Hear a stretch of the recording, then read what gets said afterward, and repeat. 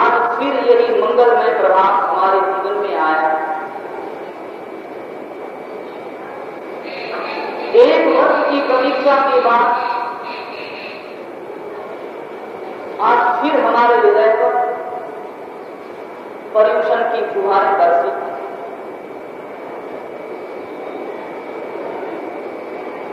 दिनों से, महीनों से इस घड़ी का इंतजार, प्रतीक्षा हमें थी। आज वही स्वर्णिम पर हमारे जीवन में आंख खड़ी हुई।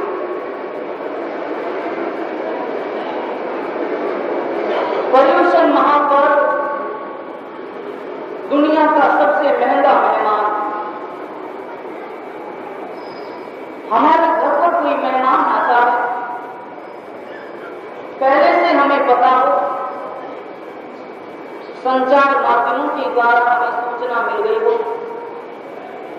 हम उसके स्वागत की तैयारियां मेहमान की हैसियत के अनुसार करनी प्रारंभ कर देते हैं। जिस श्रेणी का, जिस कोटि का मेहमान होता है, उसी प्रकार की सामग्री, उसी प्रकार की तैयारियां हम अपने घर पर करते हैं। आज हमारे आंगन में, हमारे जीवन के आंगन में पर्यूषण महापर्व का आगमन इस प्रभात के साथ हुआ, इस सूर्योदय के साथ में हुआ। इसका हमें पूर्ण रूपेण स्वागत करना है, इसे बढ़ाना है, अहोभाव से बढ़ाना है। मन में एक ही चिंतन करना है।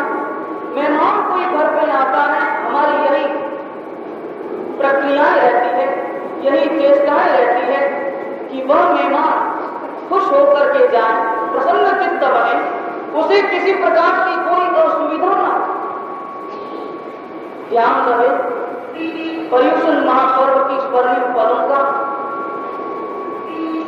मेहमान के रूप में हमारे घर पर, घर के आंगन में, जीवन के महल में आज आगमन हुआ। उसका अभिनंदन करें, अभिवंदन करें, स्वागत करें, उसे बधाएं। किस प्रकार इस मेहमान का स्वागत करें, इसकी प्रक्रिया हमें जाननी होगी, समझनी होगी। पर्यूषण महापर्व एक वर्ष के बाद हमारे जीवन में आया। इन अनमोल पलों को संपूर्ण रूप में अपने हृदय में बसा लेना है। कहीं ये व्यर्थ न हो जाए, कहीं हमारी असावधानी के द्वारा पलों का आगमन निरर्थक न हो जाए। अपने भीतर में अगाध चिंतन करना है, पर्यूषण महापर्व को बताना है और इसके स्वागत की तैयारियां अपने आचार और विचार के द्वारा करनी है। आज पर्यूषण महापर्व के प्रारंभ का दिन है। 8 दिनों का यह एक तरह का शिविर है, एक तरह का यह साधना काल है और यह परंपरागत रूप से अपने समाज में प्रतिवर्ष हम इसे मनाते हैं। 8 दिनों में हमसे जितना हो सके, जैसा हो सके, हम अधिकतर सामान्य पूजा कौशल इत्यादि धार्मिक विधानों में अपने आप को रखते हैं। धार्मिक विधानों के द्वारा पर्यूषण महापर्व को परंपरागत रूप से हम बताते हैं, मनाते हैं। ऐसे पर्यूषण महापर्व हमारे जीवन में कई आए और कई गए। हमें चिंतन करना है कि आज तक जितने भी पर्यूषण महापर्व हमने मनाए, इस वर्ष का यह पर्यूषण महापर्व उन सबसे निराला होना चाहिए, उन सबसे अलग होना चाहिए। अपनी क्रियाओं के द्वारा कोई अन्य मेहमान आए तो उसे मिठाइयों से स्वागत किया जाए, लेकिन पर्यूषण महापर्व ऐसा मेहमान है जिसका स्वागत हम बाह्य द्रव्यों से नहीं कर सकते। जिसका स्वागत हम वैभव के या सत्ता के द्वारा नहीं कर सकते, इसका स्वागत तो हमें भीतर के वैभव से करना है, भीतर की दुनिया में अपने आप को बता करके करना है। और इसी कारण पर्युषण महापर्व को दुनिया का सबसे महंगा मेहमान कहा गया है। और अन्य मेहमानों का स्वागत हम कर सकते हैं किसी भी क्रियाओं के द्वारा, लेकिन पर्युषण महापर्व का स्वागत करना इतना आसान नहीं। इसके लिए, इसके स्वागत के लिए हमें अपने भीतर में झांकना होगा और भीतर में झांक करके भीतर की विशुद्धि के द्वारा ही इसका स्वागत किया जा सकता है। एक मेहमान घर पे आए, हमारा जो भी बैठक का कमरा है साफ हो जाता है। कोई जमाई घर पे आए, सारी चीजें बदल जाती हैं, घर की सफाई हो जाती है। कोई सप्ताधीश व्यक्ति हमारे घर पर आए और उसके आगमन के पहले ही हमारी गलियां साफ हो जाती हैं। कोई पहुंचा हुआ व्यक्ति, कोई बाहर का व्यक्ति, कोई प्रधानमंत्री कोटि का कोई व्यक्ति, परम सत्ता को संपन्न व्यक्ति यदि हमारे घर पर आए तो न मालूम कितने दिनों से हमारे भीतर में चिंताएं उपस्थित हो जाती हैं कि घर पे यहाँ पेंटिंग होनी चाहिए, यहाँ वो होना चाहिए, यहाँ सोफा सेट लगना चाहिए, यहाँ बैठेंगे, यहाँ वो करेंगे। घर की सारी सफाई हो जाती है, सारा कूड़ा करकट बाहर हो जाता है। एक सामान्य व्यक्ति जो वैसा ही है जैसे हम हैं, उसके स्वागत के लिए हम इतनी तैयारियां करते हैं, उनके आगमन के लिए, बिठाने के लिए हम जाकर बिछाते हैं, उनके स्वागत के लिए हम भीतर की सारी साफ सफाई करते हैं। पर्युषण महापर्व जैसा महंगा मेहमान आज हमारे घर के दहलीज पर खड़ा है, आज हमारे भीतर के आंगन तक पहुंच गया है। इसका स्वागत हम किस प्रकार करें, कितनी सफाइयां हो जानी चाहिए, कितनी तैयारियां हो जानी चाहिए, भीतर का पूरा करकट कितना बाहर हो जाना चाहिए, तभी इस महापर्व का स्वागत हमारे द्वारा किया जा सकेगा। अन्यथा यूं ही ये दिन आते हैं, सूर्य उदय होता है, अस्त हो जाता है, समय आता है, निकल जाता है, हमारे हाथ से देखते देखते बीत जाता है। आज पर्युषण महापर्व का पहला दिन है और देखते देखते ये दिन भी बीत जाएगा। ये पल भी हमारे हाथ से छिटक जाएंगे, ये पल भी हमारे हाथ से दूर हो जाएंगे। कहीं इन पलों को हम अपने जीवन में व्यर्थ न कर दें, इसकी संपूर्ण सावधानी रखनी है और इसका संपूर्ण रूपेण हमें स्वागत करना है। हम सबसे पहले पर्युषण महापर्व के विषय में चिंतन करें। आज पहला दिन है।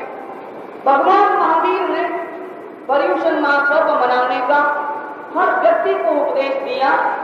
पर्युषण महापर्व सबसे बड़ा हमारा ऑपरेशन, भीतर की सारी बीमारियां, भीतर का सारा सड़ा हुआ जितना भी कूड़ा करकट है वो सारा बाहर निकल जाए, इसी के लिए पर्युषण महापर्व का विधान। जैन दर्शन अपने भीतर की शुद्धता के लिए उसने इस प्रकार के कार्यक्रम परमात्मा ने रखे जिसके द्वारा हम स्वयं के भीतर की सफाई हमेशा कर सके। हम जरा चिंतन करें, हमारे कपड़ों पर कोई दाग लग जाए, हम तुरंत बाथरूम बांटते हैं, साफ करते हैं। चेहरे पर कोई कीचड़ का अंश लग जाए, हम तुरंत तालाब के पास में जाकर के अपने चेहरे को धो डालते हैं। जरा चिंतन करें कि हम अपनी ही क्रियाओं के द्वारा स्वयं की आत्मा के ऊपर कितना कूड़ा करकट चढ़ा रहे हैं और उसकी सफाई के लिए हम किस प्रकार की आयोजना कर रहे। परमात्मा ने देवसित प्रतिक्रमण, दैनिक प्रतिक्रमण का विधान किया ताकि आज दिन भर में हमारे द्वारा जो भी अतिक्रमण हुआ हो, जो भी पाप अतिचार वगैरह लगे हों, वो साफ हो जाए। लेकिन व्यक्ति का मन इतना सरल नहीं कि वो आज का आज अपने कषायों को धो डाले, उससे निवृत्त हो जाए। तो परमात्मा ने उनके लिए पाक्षिक प्रतिक्रमण का विधान किया कि 15 दिन में कम से कम, अगर ऐसा भी कोई कषाय भाव उदय में आ जाए तो कम से कम 15 दिन के बाद में तो उसे मिटा ही डाले। यदि ऐसा भी संभव न हो तो उसके लिए चातुर्मासिक प्रतिक्रमण का विधान किया कि कम से कम 4 महीने का जो एक दिन आता है उस प्रतिक्रमण के द्वारा तो अपने कषायों से निवृत्त हो जाए।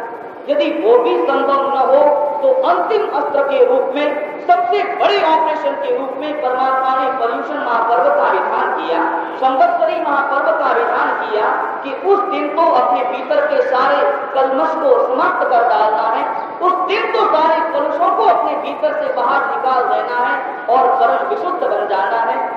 हम जरा इस बात से थोड़ा सा हट करके हम आगमों के दर्पण में ये चिंतन करें कि पर्युषण महापर्व का विधान परमात्मा ने जो किया और कब किस प्रकार मनाना चाहिए, किस तिथि को मनाना चाहिए।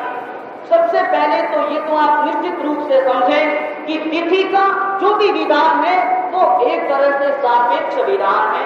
तिथि इतनी महत्वपूर्ण नहीं है जितना महत्वपूर्ण उसका संदेश। पर्युषण महापर्व का रहस्य इसमें नहीं है कि हम पर्युषण आज से प्रारंभ करें कि कल से प्रारंभ करें, हम पर्युषण महापर्व आज मनाएं कि कल मनाएं, हम संवत्सरी प्रतिक्रमण आज करें कि कल करें, यह बात इतनी महत्वपूर्ण नहीं है। महत्वपूर्ण बात यह है कि प्रतिक्रमण पापों की आलोचना के लिए हो जाना चाहिए, वह होता है या नहीं, हमारे भीतर के कषाय भाव समाप्त होते हैं या नहीं, वही महत्वपूर्ण तथ्य है और उसी के लिए पर्युषण महापर्व की आराधना है।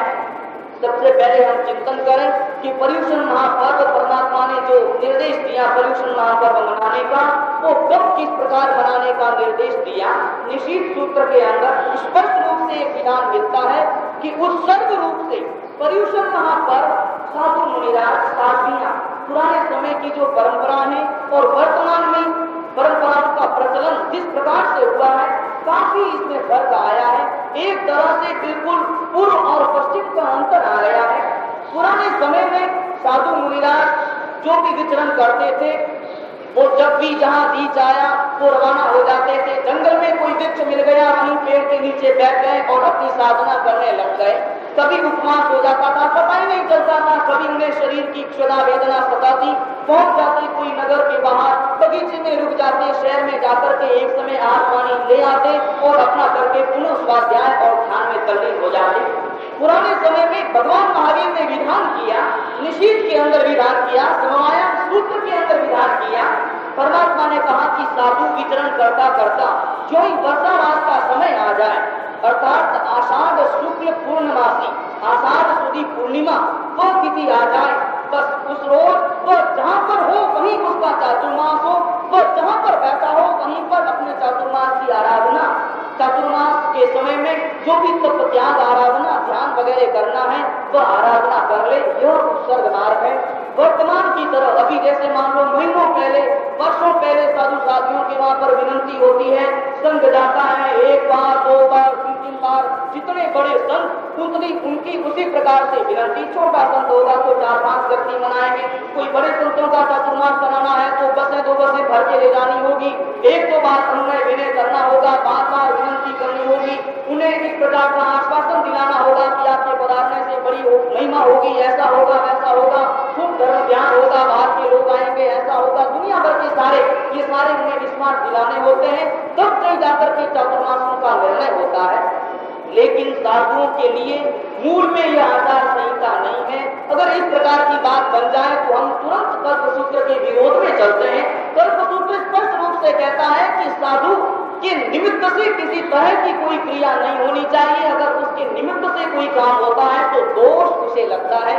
साधु समाचारी में कल्पसूत्र में स्पष्ट रूप से कहा गया कि अगर मान लो साधु यह निर्णय देता है कि मैं वहां चातुर्मास करूंगा, तो उस चातुर्मास के कारण से वहां के लोग जो तैयारियां करते हैं और उसमें जो हिंसा होती है उसका दोष भी मुनियों को लगता है। लेकिन वर्तमान की परंपराएं तो बिल्कुल बदल गई। अब तो महीनों पहले से ही सारे तय हो जाते हैं, बड़े बड़े पैम्फलेट छप जाते हैं, पता नहीं अब हिंसा का विचार इतना रहा या नहीं, निमित्त और उपादान का व्यवहार हमारे भीतर में रहा या नहीं, बिल्कुल ही सारी बातें बदल गई। अब तो सारी क्रियाएं उसी निमित्त को लेकर के होती है।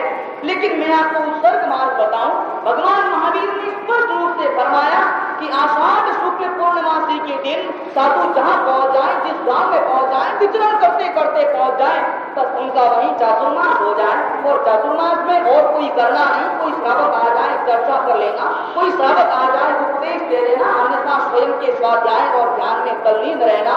कोई किसी तरह का आडंबर नहीं, कोई किसी प्रकार का बाहर का दुनिया भर का दिखाने का प्रचार नहीं, केवल स्वयं की आराधना। वहां पर एक बात और आती है कि वह आषाढ़ शुक्ल पूर्णमासी को जहां पर भी साधु रहे, उसी रोज उसी रोज पर्युषणा कर ले। मूल रूप में अपन लड़ते हैं झगड़ते हैं कि भाद्रवा सुदी चौथ को संवत्सरी मनाएं कि पंचमी को संवत्सरी मनाएं, लेकिन मूल रूप में परमात्मा का जो विधान है, मूल रूप में संवत्सरी मनाने का विधान आषाढ़ शुक्ल पूर्णमासी को है। पूनम को ही संवत्सरी मनानी चाहिए, ये उत्कृष्ट विधान है, उत्सर्ग विधान। यहाँ पर उनका कोई साधक, कोई साधु प्रश्न करे परमात्मा से कि परमात्मा आषाढ़ शुक्ल पूर्णमासी को हम संवत्सरी अगर मान लो मना लेते हैं, हो सकता है कि विचरण करते करते हमें कोई क्षेत्र न मिले, कोई पहले से ही निर्धारित कार्यक्रम तो साधु के होते ही नहीं है। साधु को अतिथि कहा जिसकी कोई निश्चित तिथि नहीं होती, हमारी कोई घोषणा नहीं होती। वर्तमान की बातें बिल्कुल बदल गई, अब तो पहले से ही महीनों पहले से ये प्रवेश की तिथि होगी, ये विहार की तिथि होगी, इस रोज हम वहां पहुंचेंगे, इस रोज वहां पहुंचेंगे, सारा टाइम टेबल बिल्कुल राजनेताओं की तरफ से सारा प्रिंट हो जाता है। लेकिन परमात्मा के साधुओं की जो बात कही गई आचार संहिता में, आत्मा में जो बात कहेगी उसके अनुसार किसी प्रकार की तिथि का कोई निर्णय नहीं होता कि आज कहाँ रहेंगे कि कल कहाँ रहेंगे। साधु प्रश्न करे कि परमात्मा मैं संवत्सरी अगर मान लो उस रोज मना लूं, हो सकता है कि कोई उपयोगी स्थान, उचित स्थान न मिले, क्योंकि स्थान की आवश्यकता तो रहे, कोई ग्राम न मिले, कोई क्षेत्र न मिले, तो मैं संवत्सरी की आराधना कैसे करूं। वहां पर परमात्मा ने विधान किया कि अगर मान लो कोई उचित क्षेत्र न मिले, कोई जंगली आपको मिलता रहे और कोई ग्राम नगर क्षेत्र उपास या जो भी रहने का स्थान है वो उचित रूप में न मिले, तो दिन आगे बढ़ा दें। आषाढ़ शुक्ल पूर्णमासी को न कर सके तो एकम को कर ले, दूज को कर ले, तीज को कर ले, यावत 50वें दिन तक अर्थात भाद्रवा शुक्ल पंचमी तक संवत्सरी मना ले। लेकिन फिर भी भाद्रपद शुक्ल पंचमी का इंतजार भी कर लिया और फिर भी कोई उचित क्षेत्र नहीं मिला, तो परमात्मा कहते हैं कि यदि तब भी उचित स्थान नहीं मिले तो पेड़ के नीचे बैठ करके भी भाद्रवा शुक्ल पंचमी को तो संवत्सरी पर्व मना ही ले, उसका अतिक्रमण बिल्कुल न करे। भाद्रपद शुक्ल पंचमी के बाद संवत्सरी मनाने का विधान नहीं है, ऐसा आत्मा ने स्पष्ट रूप से कहा है। मैंने ये बातें इसलिए बताई कि हम छोटी छोटी बातों के लिए लड़ते हैं। पर्युषण किसी के आज से प्रारंभ हुए, किन्हीं के कल से प्रारंभ हुए, किन्होंने संवत्सरी चौथ को मनाई, किन्हीं ने पंचमी को मनाई। परमात्मा के आगम स्पष्ट रूप से कहते हैं कि आषाढ़ शुक्ल पूर्णमासी से लेकर के भाद्रपद पंचमी तक कभी भी इन 50 दिनों के अंदर संवत्सरी मनाई जा सकती है, इनका अतिक्रमण नहीं किया जा सकता, पंचमी से छठ नहीं की जा सकती। लेकिन पंचमी तक संवत्सरी महापर्व का विधान शास्त्रों के अंदर बतलाया गया। उसी हिसाब से पर्युषण महापर्व का प्रारंभ बाद में धीरे धीरे समय बदला। परमात्मा के जो भी गणधर हुए और उनके बाद में जो भी समय बीता, आचार्य महाराज वगैरह हुए, उन्होंने भी पर्युषण महापर्व को व्यवस्थित कर लिया। क्योंकि उस समय में तो कोई साधु पूनम को मना लेता था, कोई दूज को, कोई पंचमी को। उसको व्यवस्थित करने के लिए एक सामाजिक ढांचे का उसे रूप देने के लिए बाद में विधान किया गया कि भाद्रपद शुक्ल पंचमी जो 50वां दिन है, बस उसी रोज संवत्सरी मना ली जाए, वही संवत्सरी का महत्वपूर्ण दिन है। हालांकि अपने खट्टरगच्छ में, तपागच्छ में वर्तमान में जो परंपराएं हैं, दिगंबर और श्वेतांबर, दिगंबरों में भाद्रपद शुक्ल पंचमी से दशलक्ष्मी महापर्व प्रारंभ हो गए चतुर्दशी तक, और अपने श्वेतांबरों में आगे भाद्रपद शुक्ल चतुर्थी को संवत्सरी मनाएंगे, जिनमें मंदिर मार्गियों में खट्टरगच्छ, तपागच्छ, ये 2 गच्छ केवल भाद्रपद शुक्ल चतुर्थी को संवत्सरी मनाते हैं। शेष स्थानकवासी समाज, तेरापंथी समाज और इसके अलावा मंदिर मार्गियों में पायचंद गच्छ और आंचल गच्छ, ये मंदिर मार्गों में जो 2 गच्छ हैं, ये भी भाद्रपद शुक्ल पंचमी को संवत्सरी महापर्व मनाते हैं। वर्तमान में अलग अलग इस तरह की परंपरा है। एक प्रश्न खड़ा होता है, ऋषि चूर्ण में इस तरह का स्पष्ट विधान मिलता है कि जब प्रारंभ में भाद्रपद शुक्ल पंचमी को ही संवत्सरी महापर्व मनाने का विधान था, तो फिर वर्तमान में जो चौथ मना रहे हैं वो किस कारण से मना रहे हैं। एक यहाँ पर कारण बताया गया कि कालकाचार्य भगवंत, ये ऋषि चूर्णी की बात में कह रहा हूँ, कालकाचार्य भगवंत एक नगर के अंदर पधारे और उनका वहां पर चातुर्मास हुआ। संवत्सरी महापर्व मनाने का दिन आया, घोषणा कर दी आचार्य भगवंत ने कि भाई भाद्रपद शुक्ल पंचमी को संवत्सरी महापर्व मनाएंगे। वहां का राजा जो परमात्मा का अनुयायी था और वह भी संवत्सरी महापर्व की आराधना करता था, वह दौड़ा दौड़ा आया आचार्य भगवंत के चरणों में और आकर के निवेदन किया कि गुरुदेव आप ये क्या कर रहे हैं, भाद्रपद शुक्ल पंचमी को संवत्सरी मनाएंगे और हमारा एक संपूर्ण गांव का, हमारे संपूर्ण राज्य का एक बहुत बड़ा महोत्सव उसी रोज भाद्रपद शुक्ल पंचमी को ही होने वाला है, लोग बढ़ जाएंगे। करके लोग भी महोत्सव मनाएंगे कि संवत्सरी मनाएंगे, ये बड़ा अच्छा नहीं रहेगा। आधे लोग उधर चले जाएंगे, आधे लोग इधर चले जाएंगे। इसलिए मेरा निवेदन है कि इसे 1-2 रोज आगे बढ़ा दीजिए। मेरा निवेदन है कि आप भाद्रपद शुक्ल षष्ठी को छठ को आप संवत्सरी महापर्व मनाने की घोषणा करें। कालकाचार्य भगवंत ने कहा कि नहीं, यह संभव नहीं है, क्योंकि परमात्मा ने स्पष्ट रूप से कहा है कि 50 दिनों का अतिक्रमण नहीं हो सकता, छठ को नहीं मनाई जा सकती। तो राजा ने निवेदन किया कि गुरुदेव ऐसा करें कि भाद्रपद शुक्ल चौथ को ही कर ले, एक दिन पहले तो हो सकता है। कालकाचार्य भगवंत ने निर्णय ले लिया कि हाँ ये हो सकता है, क्योंकि राजा सम्राट उस समय की तत्कालीन परिस्थितियां इसी प्रकार की थी कि आचार्य भगवंत को उस प्रकार का निर्णय लेना पड़ा और पंचमी के स्थान पर चौथ को मनाने का विधान उस वर्ष के लिए करना पड़ा। लेकिन बाद में यह परंपरा अपने आप पर चली आई और चौथ जो कारणवश 1 साल के लिए कारणवश पंचमी से चौथ की गई थी, बाद में यही चौथ हमेशा के लिए अपने यहाँ पर ये हो गई। और वास्तव में तो परमात्मा का जो विधान है वो स्पष्ट रूप से भाद्रपद शुक्ल पंचमी का ही है। कारणवश हमने पंचमी को चौथ की है। वर्तमान में खरतरगछ और तपागछ और एक 3 फुईगछ, ये 3 मिलकर के चौथ को मनाते हैं और शेष सारा श्वेतांबर समाज वो पंचमी को मनाता है। ये चौथ और पंचमी के ये जो झगड़े हैं वो कितने व्यर्थ हैं, उसके लिए मैंने ये सारी बातें कही। वास्तव में पंचमी है, लेकिन चौथ को करना भी कोई अविधि नहीं है, क्योंकि परमात्मा ने कहा है कि 50 दिनों के अंदर अंदर कभी भी की जा सकती है। 50 दिनों के अंदर कभी भी संवत्सरी महापर्व की आराधना की जा सकती है।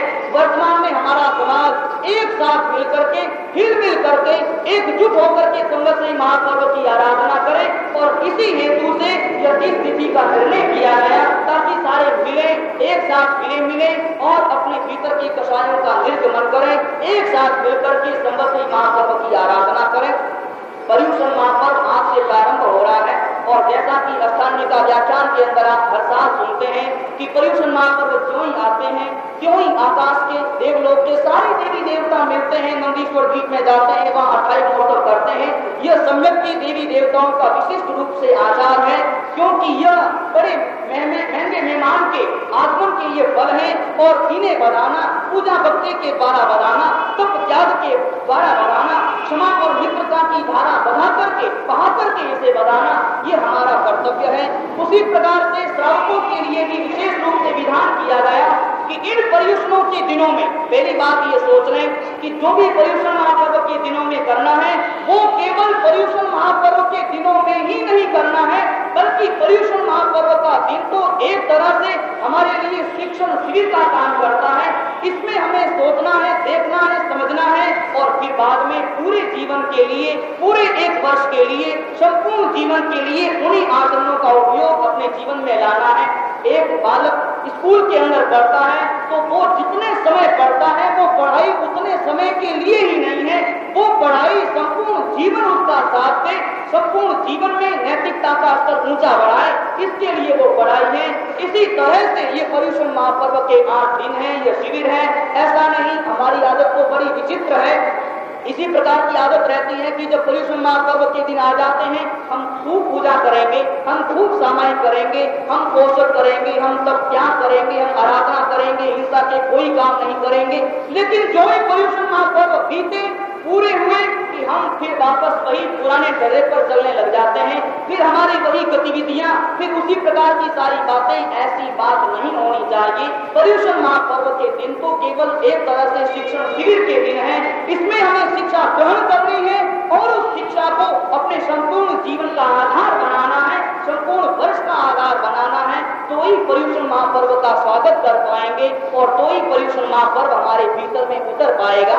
यहाँ पर इस पर्युषण अष्टांगी का व्याख्यान के अंदर बड़ी महत्वपूर्ण बात कही कि पर्युषण महापर्व में श्रावक क्या करें। सबसे महत्वपूर्ण बात जो जैन दर्शन का दिव्य संदेश है, दिव्य निराश घोष है, और वह घोष है अहिंसा का। हम जरा चिंतन करें, पर्युषण महापर्व के दिनों में स्पष्ट रूप से कहा गया कि श्रावक कम से कम हिंसा करे, जरा भी उसके द्वारा हिंसा न हो, उस तरह की क्रियाएं करे। हम जरा चिंतन करें कि हमारी क्रियाएं किस प्रकार की हैं। यदि अहिंसा का गुण हमारे जीवन में न आया, पर्युषण महापर्व के आराधक बनने की बात तो दूर, हम तो जैनत्व से भी बिल्कुल दूर हो जाएंगे, जैन दृष्टिकोण से दूर हो जाएंगे, जैनत्व की गरिमा से हम बिल्कुल पीछे हट जाएंगे। अहिंसा हमारे जीवन का का मूलभूत आधार है, और यदि उस आधार को हमने नहीं अपनाया तो निश्चित रूप से जैनत्व से हम लाख कोस दूर भटकते जा रहे हैं। हम जरा चिंतन करें कि हमारा आचरण किस प्रकार का है, हमारा व्यवहार किस प्रकार का है। एक बड़ी सामान्य सी बात मैंने पढ़ी थी, मुझे अच्छी तरह से याद है कि वर्तमान में किस तरह की प्रक्रियाएं हो रही। पंजाब के अंदर एक गांव के अंदर एक आयोजन हुआ, लाखों लोग वहां पर जुड़े, हजारों व्यक्ति वहां पर इकट्ठे हुए और बड़ा मेला सा लगा। एक बड़ा शानदार वहां पर उत्सव होने वाला था, और उत्सव किस प्रकार का था, एक बड़ा सा मैदान था। उस मैदान के अंदर 2 हिरण वहां पर छोड़े जाने वाले थे। 2 हिरण छोड़े जाते और उनके बाद में उन 2 हिरणों के शिकार के लिए 2 शिकारी कुत्ते उनके पीछे दौड़ाए जाते। हिरण दौड़ते, कुत्ते उनके पीछे दौड़ते, और किस प्रकार के कुत्ते पकड़ करके उन हिरणों का संहार करते, यह देखने के लिए हजारों लोग वहां पर इकट्ठे हो गए। हम जरा चिंतन करें कि हमारे देश में किस प्रकार की बात चल रही, हमारा स्वयं का आचार किस प्रकार का हो रहा। जब ये मैंने घटना पढ़ी, मुझे पता ही नहीं चला कि यह उस देश में हो रहा जिस देश में भगवान महावीर ने अहिंसा का संदेश दिया। यह उस देश की बात है जिस देश में भगवान बुद्ध ने अपनी करुणा की धारा प्रवाहित की। यह उस देश की बात है जहाँ पर कृष्ण और राम ने जन्म लिया। यह उसी देश की बात हो रही है जहाँ पर हिंसा का इतना तांडव नृत्य हो रहा, जहाँ पर किसी तरह का कोई स्वार्थ नहीं, केवल आंखों की लोलुपता के कारण, केवल देखने के कारण, केवल तमाशा देखने के लिए, जहाँ पर 2 हिरणों का, निर्दोष हिरणों का संहार हो जाता हो और उसे देख करके लोग तालियां पीटते हो, तालियां बजाते हो। हम नहीं चिंतन कर सकते कि यह उसी देश की धरती है जहाँ पर इतना हिंसा का तांडव नृत्य हो रहा। हम जरा चिंतन करें कि हमारी क्रियाएं कैसी है। ये घटना जब हम पढ़ते हैं, सुनते हैं, हमारा रोया रोया काम उठता है, हमारे भीतर में दर्द एकदम से उभर करके आ जाता है। हम चिंतन करें कि हमारी क्रियाएं कैसी हैं। हम स्वयं अपने सामाजिक अनुष्ठानों में हिंसा और अहिंसा को कितना महत्व देते हैं। कभी आपने चिंतन किया, आपके शादी ब्याह के प्रसंग आ जाए, कोई छोटा मोटा शादी ब्याह का प्रसंग हो और उस प्रसंग को सजाने के लिए हम लाखों जीवों की हत्याएं करने से नहीं चूकते, और फिर भी हम श्रावक कहलाते हैं, फिर भी हम उपासना में पहुंच करके प्रवचन श्रवण करते हैं, फिर भी हम संवत्सरी का प्रतिक्रमण करने के अधिकारी बन करके वहां पहुंच जाते हैं। हम जरा चिंतन करें, शादी का छोटा मोटा फंक्शन हो और लाखों फूलों को हम काट डालते हैं वहां पर सजाने के लिए, थोड़ी सी सजावट के लिए हम कितने जीवों को खत्म कर डालते हैं, हिंसा कर डालते हैं। हम जरा चिंतन करें कि हमारा नाम किस प्रकार का है, हमने किस वातावरण में जन्म लिया है। हम परमात्मा के अनुयायी कहलाते हैं, परमात्मा भगवंत महावीर के हम अनुयायी हैं। हमारा आचरण किस प्रकार का होना चाहिए, हमारी विचारधारा किस प्रकार की होनी चाहिए। हमने स्वयं के स्वार्थ के लिए, स्वयं की शोभा के लिए, थोड़े से आडंबर के लिए हमने जीवों की हिंसा कर डाली, और जरा भी मन में कोई भाव पैदा नहीं हुआ, मन में कोई दर्द पैदा नहीं हुआ, मन में कोई टीस नहीं उठी। जरा चिंतन करें, बिना कोई स्वार्थ के हम लाखों फूलों की हत्याएं कर डालते हैं। हम जरा चिंतन करें, हम बाहर निकलते हैं, बड़े कोमल कोमल बूट हम पहनते हैं, और महिलाएं जैसे मान लो क्रीम वगैरह का उपयोग वगैरह करती हैं। कभी आपने चिंतन किया कि उन बूटों को बनाने के पीछे किसी एक जीव के चमड़े का उपयोग हुआ है? उन बूटों को बनाने के पीछे कितने मासूम बच्चों को अपना बलिदान दे देना पड़ा है, और तब कहीं जाकर के उन बूटों का निर्माण हुआ, तब कहीं जाकर के ऐसे साबुनों का निर्माण हुआ, तब कहीं जाकर के ऐसे क्रीम और पाउडरों का निर्माण हुआ। हम जैन कहलाते हैं, श्रावक कहलाते हैं, लेकिन हिंसा और अहिंसा के प्रश्न को हमने नहीं समझा। हम जरा चिंतन करें, हमारे अपने व्यवहार के द्वारा ऐसी हिंसक वस्तुओं का उपयोग होता है, बड़े मजे से उपयोग करते हैं। हम लेदर से बने हुए सूटकेस, उसके बने हुए बैग वगैरह अपने हाथों में लेकर के बड़े आनंद से घूमते फिरते हैं, थोड़ी सी सजावट के लिए, थोड़े से स्वार्थ के लिए, थोड़ी सी अपनी स्वार्थ और मुलायमता को प्राप्त करने के लिए हम ऐसे बूटों का उपयोग करते हैं, ऐसे बैगों का उपयोग करते हैं। और जिनके पीछे आपने पढ़ी होगी यह किताब, यहाँ पर जयपुर के अंदर तो किताब काफी चली, ललवानी जी ने काफी उस किताब को वितरित किया है कि इनके पीछे किस प्रकार की हिंसाएं होती है और कितनी हत्याएं होती है। एक गर्भवती गाय हो और उस गर्भवती गाय को चीर दिया जाए, और उसके भीतर का मासूम बछड़ा, जिसने अभी तक संपूर्ण रूप से अपने शरीर का आकार प्रकार प्राप्त नहीं किया, अत्यंत कोमल उसकी चमड़ी है, उस चमड़ी को एकदम से हाथ से उखाड़ दिया जाए, अत्यंत कोमल वह चमड़ी, और उस चमड़ी से बने हुए बूट हम पहनते हैं। जैन होने पर भी, श्रावक होने पर भी, परमात्मा के अनुयायी का दावा करने पर भी हम और उन्हीं महंगे बूटों को प्राप्त करके हम बड़ी शान से बोलते हैं और फिर भी जैन कहलाते हैं नहीं। आज पर्युषण महापर्व का पहला दिन है। पर्युषण महापर्व के इन दिनों में हमें यह नियम लेना है, संकल्प करना है, अरे कम से कम जैनत्व की मूल भावना तो हमारे भीतर में उठे, कम से कम अहिंसा का मूल उद्घोष का नारा तो हमारे भीतर में जगे।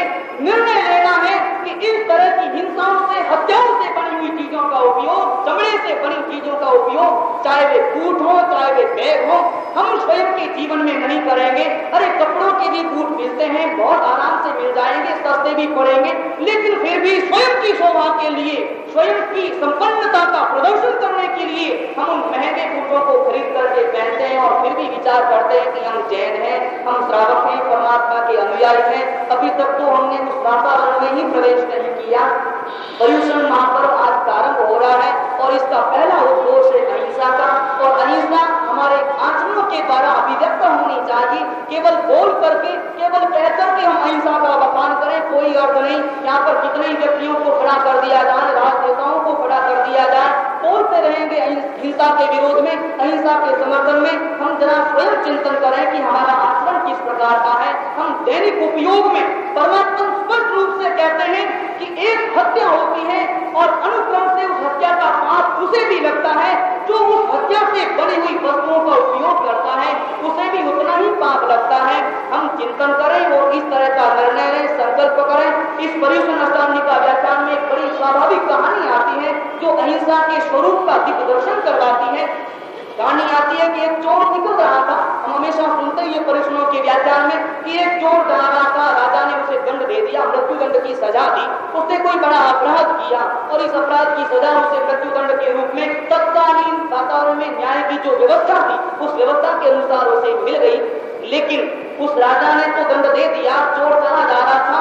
उस महल के पास से निकला जा रहा था जिस महल में राजा की रानियां रहती थी। 5 रानियां थी, उसमें से पहली रानी ने जो ही चोर को देखा, पता नहीं उसके मन में इस तरह के भाव जागृत आए कि ओह ये व्यक्ति तो बड़ा अच्छा लग रहा है, थोड़ा सा इसे भी एक दिन के लिए तो मैं इसे छुड़ा लूं, बचा लूं और इसका स्वागत सत्कार करूं। एक तरह की रूपक कथाएं, ऐसा कभी होता नहीं, लेकिन रूपक कथा बताने के लिए यह इस तरह के उदाहरण का प्रयोग किया गया कि मान लो उस रानी ने उस चोर को अपने पास में बुलवाया, राजा से कहकर के एक रोज के लिए अपने पास में रखा और उसका स्वागत सत्कार किया, अच्छा भोजन दिया, अच्छे वस्त्र दिए, पुत्र बनाकर के उसे रखा, खूब उसका स्वागत इस तरह के सत्कार किया और कुछ स्वर्ण मुद्राएं भी उसे इनाम में दे दी। पहली रानी ने 100 स्वर्ण मुद्राएं उसे इनाम में दे दी। लेकिन वह चोर तो जानता है कि आज मुझे बचा लिया, कल तो मुझे फांसी पे चढ़ना ही है। आज रानी की कृपा हो गई, कल सवेरे सूर्योदय के साथ तो मेरी गर्दन अलग हो जाएगी मेरे धड़ से। डरता है, मन में भयभीत होता है। जिसे मौत अपने साथ सामने दिख रही हो उसका मन न खाने में लगता है न पहनने में लगता है। बड़ा ये स्वाभाविक तथ्य है। जिसे अपनी मौत सामने नजर आ रही हो उसे और कुछ भी नजर नहीं आता। दूर से वो जब उस चोर को वध स्थान पर ले जाया जा रहा था तो दूसरी रानी ने विचार किया कि पहली रानी ने उसका स्वागत सत्कार किया, एक रोज के लिए बचाया, मैं भी बचाऊंगी। उसने भी उसे बचा लिया, राजा से निवेदन करके 1000 स्वर्ण मुद्राएं खर्च की। तीसरे रोज तीसरी रानी ने 10,000 स्वर्ण मुद्राओं का दान दिया। चौथे रोज 1 लाख स्वर्ण मुद्राओं की पोटली उस चोर के हाथों में रखी और 5वें रोज वो वध स्थान पर ले जाया जा रहा था। 5वें रोज 5वीं रानी जो राजा की इतनी प्रिय पात्र नहीं थी, तो राजा के पास में जाकर के उसने निवेदन किया कि मेरा एक ही काम है, एक ही मेरी अर्ज है, विनंती है, मेरा एक ही वरदान है कि आप ऐसा करें, इस चोर को छोड़ दें, बिल्कुल इसे अभय दान दे दें। राजा ने विचार करके निर्णय ले लिया। तो चोर उस 5वीं रानी के पास में पहुंचा। वो रानी गरीब थी, उसके पास में संपन्नता नहीं थी, क्योंकि राजा की प्रिय पात्र हो तो संपन्नता हो, राजा की प्रिय पात्र नहीं हो तो सारी दुनिया उनसे आंखें मोड़ लेती है। उसने उस चोर का स्वागत सत्कार किया, लेकिन उसके पास में मिठाइयां नहीं थी, लूची रोटी और चटनी थी। उसके पास में कोई महंगे पत्तल के वस्त्र नहीं थे, केवल सामान्य खतर की धोतियां वगैरह थी और उसे दे दी। लेकिन उसे उस नमक मिर्च की चटनी के साथ में रोटी खाने में जो आनंद आया, वो आनंद उसे पिछले 4 दिनों में जो मिठाइयां खा रहा था उसे भी नहीं आया। वह तो वहां से चला गया, अभयदान को प्राप्त करके अपने घर गया और पीछे से लोगों में बड़ी चर्चाएं हुई। लोगों ने इस रानी की बड़ी प्रशंसा की कि ओह, इस रानी ने उसे छुड़ा दिया। अन्य रानियां चली, राजा के पास में गई और जाकर के कहा कि मेरी कोई प्रशंसा नहीं, हमने लाख स्वर्ण मुद्राएं खर्च की, फिर भी कोई प्रशंसा नहीं। और उसकी प्रशंसा जिसके जिसके पास में उसे खिलाने के लिए तो रोटियां नहीं, घी से चुपड़ी हुई, जिसके पास में कोई जयपुर का मिश्री मावा नहीं, और उसकी इतनी प्रशंसा। रानी को बुलाया गया। राजा ने विचार किया कि इसका निर्णय तो वह चोर स्वयं ही कर सकेगा। उस चोर को बुलाया और बुला करके पूछा कि तुम बताओ, इन 5 रानियों ने तुम्हारा स्वागत किया, किसी ने 100 सुवर्ण मुद्राओं से, 1000 लाख, किसी ने किसी से, तुम्हारा सबसे अधिक मन किस स्वागत को पाकर के प्रसन्न चित्त बना? उसने निवेदन किया कि राजन, मेरी जितनी भी गलतियां उसे आप क्षमा करें, लेकिन मैं तो ये निवेदन करूंगा कि इस रानी ने, जिसने मुझे अभय दान दिया, बस इन्हीं शब्दों ने मेरे भीतर में अमृत की वर्षा की। पहले मुझे 100 सुवर्ण मुद्राएं खर्च की, मगर मुझे उसका कोई पीलापन नजर नहीं आ रहा था, उसमें कोई आकर्षण नजर नहीं आ रहा था, और मेरे सामने तो फांसी का फंदा लटक रहा था। 5वें दिन जो ही मुझे कहा कि तुम्हें अभय दान मिला, तुम्हें प्राण दान मिला, तुम्हारी मृत्युदंड की सजा माफ हुई, और जो ही मेरे भीतर में प्रसन्नता छा गई, मैं अपने जीवन को पा करके एकदम से प्रसन्न चित्त बन गया, और उसी रोज मुझे खाने में आनंद आया, भले वो खाना कैसा भी था। ध्यान रहे, अभय दान सबसे बड़ा दान है, और यही अहिंसा का उद्घोष है। साधक का अर्थ यही है कि जो अधिक से अधिक अपनी आवश्यकता के कारण उसे हिंसाएं करनी पड़े, जैसे मान लो रोटी बनानी है तो उसे हिंसा करनी पड़ेगी, चूल्हा जलाना पड़ेगा, उसे और तरह की इस तरह की क्रियाएं करनी है, ये आवश्यक हिंसा है। लेकिन कम से कम हमारे द्वारा अनावश्यक हिंसाएं तो न हो, जो केवल हमारे प्रदर्शन का निमित्त बने, जो केवल स्वार्थों की परिपूर्ति का निमित्त बने, जिसको पाने के लिए हम केवल अपने भीतर में थोड़ी सी प्रसन्नता को प्राप्त कर लें, उसके लिए तो कम से कम हमारे द्वारा हिंसाएं नहीं होनी चाहिए, हत्याएं नहीं होनी चाहिए, तभी हम श्रावकत्व की भूमिका में प्रवेश कर सकते हैं। अन्यथा हमारी भूमिका तो श्रावकत्व से बिल्कुल दूर है। पहली भूमिका है परिश्रम महापर्व का पहला उद्घोष है अहिंसा का। हमारे द्वारा संपूर्ण रूपेण अहिंसा का परिपालन होना चाहिए। कभी कभी ऐसा होता है, अहिंसा का जो सूक्ष्म दृष्टिकोण है, बाहरी अहिंसा और भीतरी अहिंसा, इनमें थोड़ा सा तालमेल बिठाना है। कभी कभी ऐसा होता है कि बाहर में तो हिंसा हो रही, मगर फिर भी मन के यदि शुभ भाव है, मन के परिणाम यदि स्वच्छ है, तो उसमें भी अहिंसा की रोशनी प्राप्त की जा सकती है। बड़ी सामान्य सी बातें हैं, हमारे व्यवहार के द्वारा कभी कभी व्यर्थ में हम कर्म का बंधन और हिंसाएं कर डालते हैं। जैसे मान लो घर के अंदर बाइयों ने चावल बनाए, बड़ी सामान्य सी बात है, व्यवहार की बात मैं आपको बता रहा हूँ। घर के अंदर बाइयों ने चावल बनाए, चावल उबाले, चावल उबल गए, वो गर्मा गर्म पानी जिसे आप ओसामन कहते हैं, वो आपने एक बर्तन के अंदर निकाला, और उस बाई ने जो ही गर्मा गर्म खौलता हुआ, उबलता हुआ वो पानी एक बर्तन के अंदर निकाला और तुरंत जाकर के नाली के अंदर डाल दिया। जरा चिंतन करें, उस नाली में लाखों जीव हो सकते हैं, यावत एक इंद्रिय से लेकर के यावत पंचेंद्रिय तक जीवों की संभावना उस नाली के अंदर हो सकती है, जीव अवश्य में रहेंगे। खौलता हुआ वो पानी वो नाली के अंदर गया और हजारों जीवों की हिंसाएं हो गई, आपको कोई लाभ नहीं हुआ। उसके द्वारा आपको न शरीर के कोई स्वार्थ की परिपूर्ति हुई, न आपको कोई धन वैभव मिला, न और कोई बात बनी, व्यर्थ में आपने कर्म का बंधन कर डाला।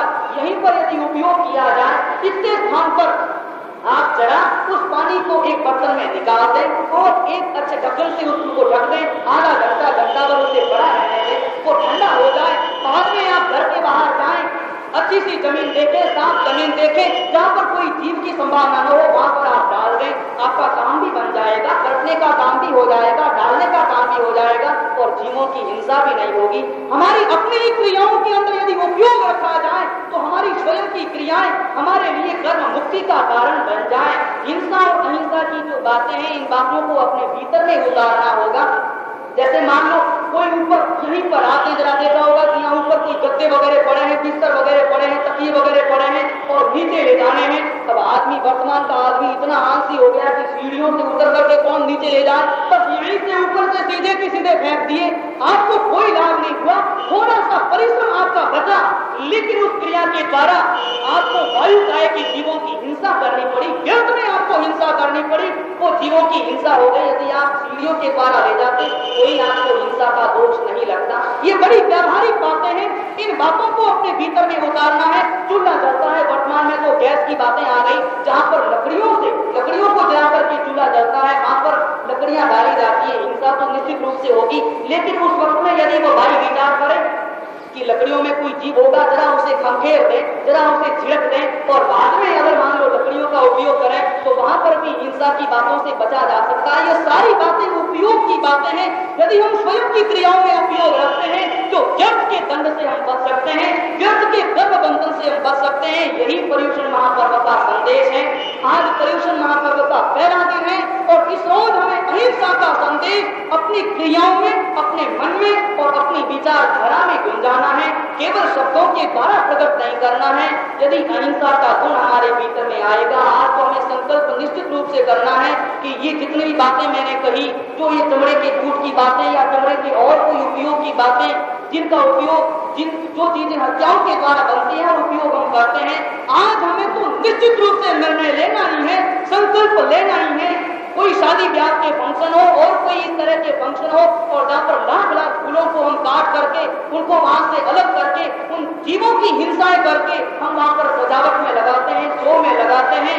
शादी ब्याह का फंक्शन हो, हजारों बड़ी बड़ी लाइटें लगा करके अनंत जीवों की हिंसाएं हम वहां पर करते हैं। लाइटों के कारण से कितने जीव वहां पर आ करके मर जाते हैं। हम जरा उपयोग करें। हम जैनत्व की गरिमा से युक्त हैं, श्रावकत्व की महिमा से युक्त हैं और उसी महिमा को स्वयं के आचरण में स्थान देना है, स्वयं की क्रियाओं में स्थान देना है, तो ही हम श्रावकत्व कहला सकेंगे और तो ही पर्युषण महापर्व की आराधना तो हमारे द्वारा संपन्न बन सकेगी।